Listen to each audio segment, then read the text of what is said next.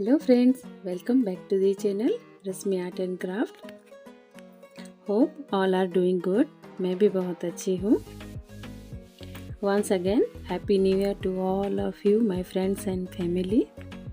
यहाँ पर मैं होममेड क्ले का यूज़ कर रही हूँ. आपको अगर होममेड क्ले की रेसिपी चाहिए तो आप मेरे चैनल पे जाकर चेकआउट कर सकते हैं. मैं इसका लिंक भी डिस्क्रिप्शन बॉक्स में दे दूँगी. यहाँ पर मैं एक बहुत ही सुंदर फ्रिज मैग्नेट बनाने वाली हूँ. वीडियो को स्किप ना करें, एंड तक देखें. चैनल पर करने हैं तो प्लीज़ मेरे चैनल को सब्सक्राइब करें, बेल आइकन को प्रेस कर दें, जिससे आने वाली वीडियो के सारे नोटिफिकेशन आपको मिलते रहें.